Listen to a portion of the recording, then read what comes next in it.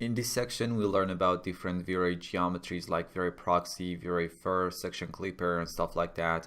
And we start this section with taking a look at V-Ray Proxy. V-Ray Proxy allows us to render extremely heavy scenes with hundreds of millions of polygons, which is not possible without V-Ray Proxy. The way V-Ray Proxy works, it imports geometry from an external mesh on your disk at render time only.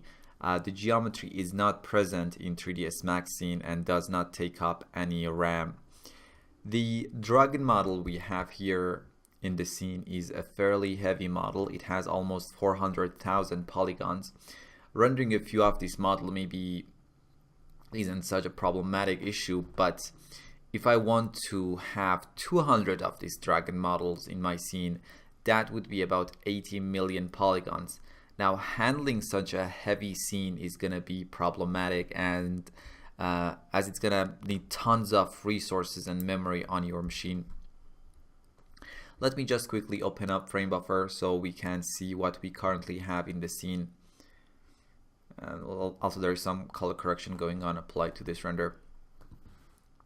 To import the mesh file that we want to use through the V-Ray Proxy object, that you can find it here in the V-Ray toolbar, first we need to export our object to a .vrmesh or V-Ray mesh file.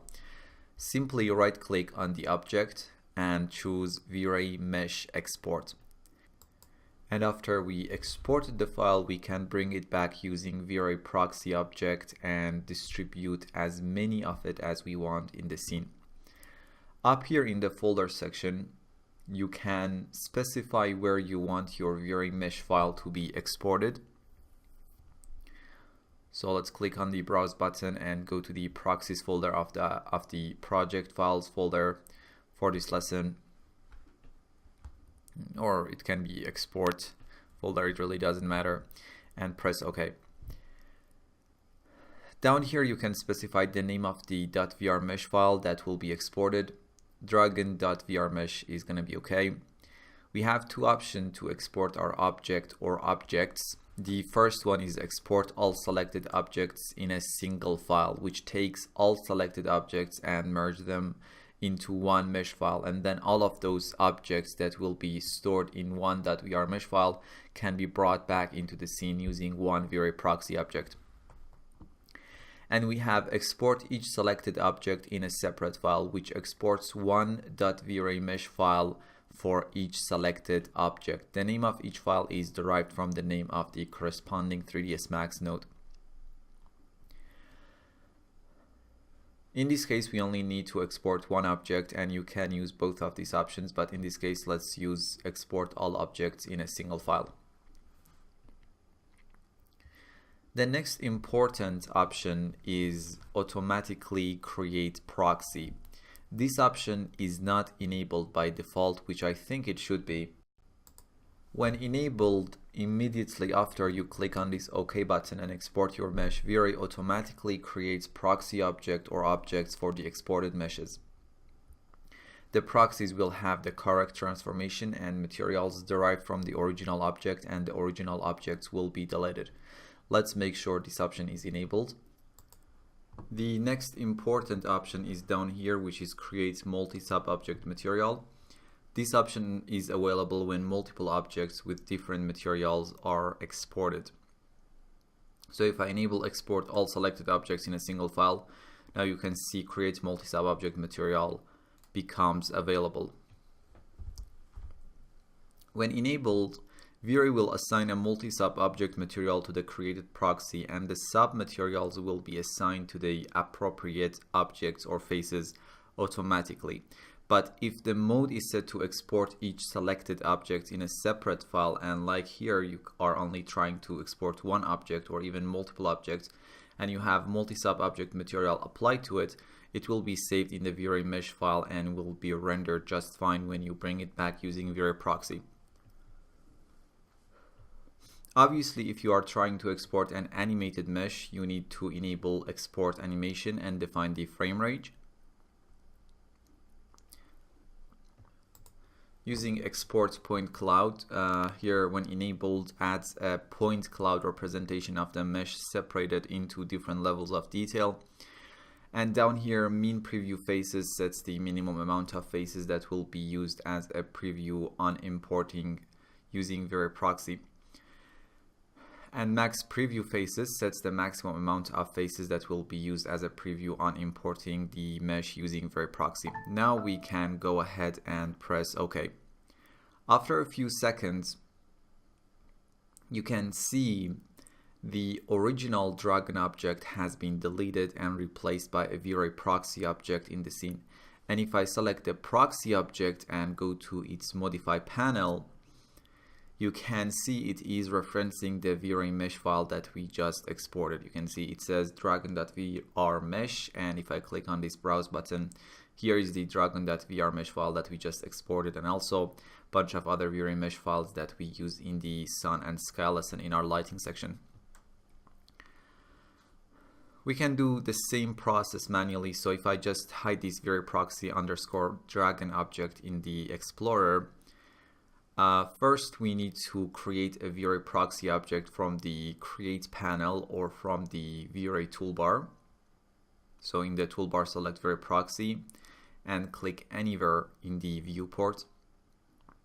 And it immediately prompts you to define the .vrmesh file that you want to be used. In this case, let's select the dragon.vrmesh and press OK. Now we just need to adjust its transformation and put it where we want it to be.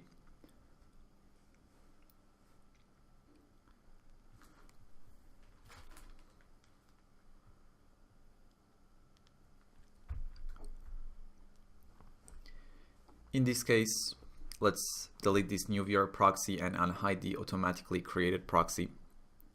Now if I go ahead and render the scene without doing anything else, you can see we get the exact same results when compared to our previous render, which was done with the original mesh.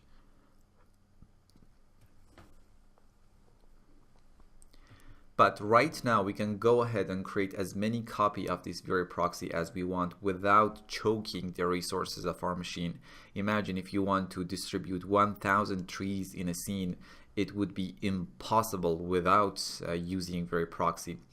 Now, before going ahead and creating tons of copies from this VeryProxy object, let's go ahead and quickly take a look at some of the VeryProxy options in the modify panel.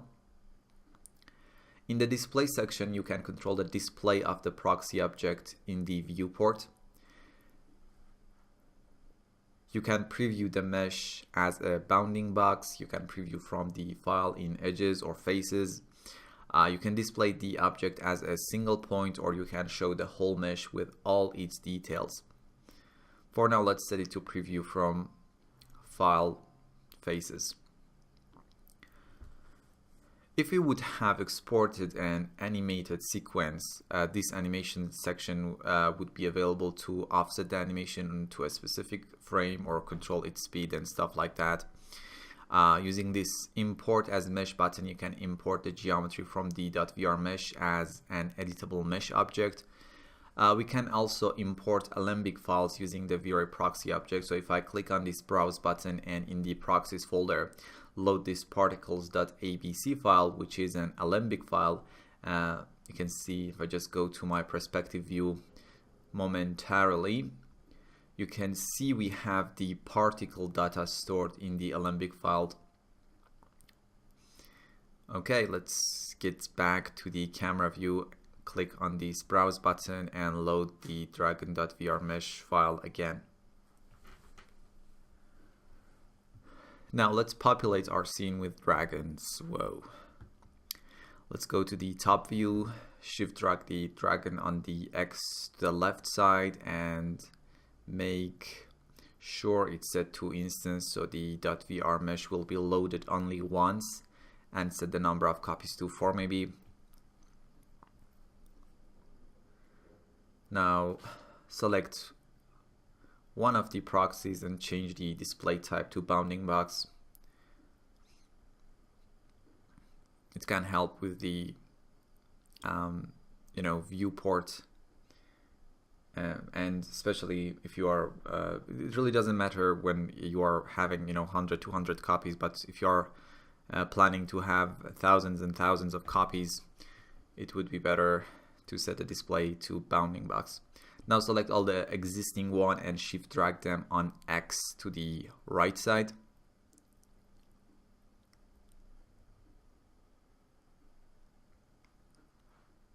Select all of them and shift drag them on the Y as instance and set the number of instances to 10. Now we have 100 proxies in the scene and we'll be rendering about 14 million polys.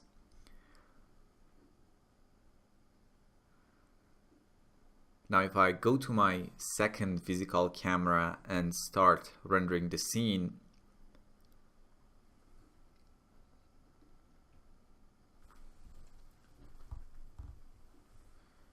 you can see the render starts immediately without any hassle, which is amazing. Let me just stop the render and show you the final result from the history list.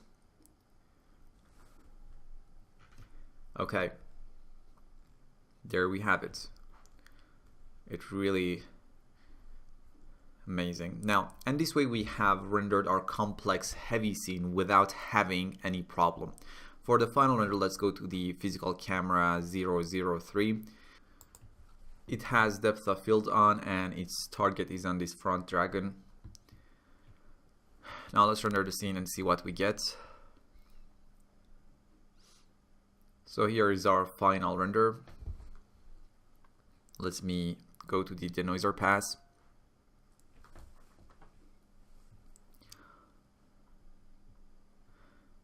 All the dragons in the scene have a subsurface scattering material. We have almost 40 million polygons in the scene and we had absolutely no problem rendering such a heavy scene thanks to V-Ray Proxy.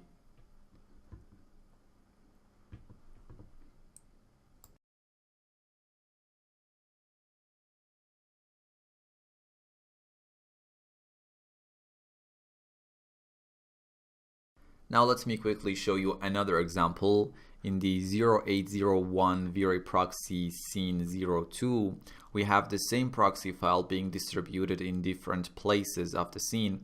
You just have a different material applied to it. By the way, you can apply different materials to your distributed V-Ray Proxy objects. If I go to the perspective view, we have the main light on the left side and this fill light on the right side of the camera. Also, if I open up the environment and effects window, we have this very environment fog with fog distance set to 400 centimeter and height to 300 centimeter. Also, scatter GI is enabled. And that's it. If I go ahead and render the scene, here is our final render. Let's first turn off all the color corrections and go to the denoiser pass. We get this moody render with the help of V-Ray Proxy and environment fog. Let's enable white balance and set the temperature to something like 10,000.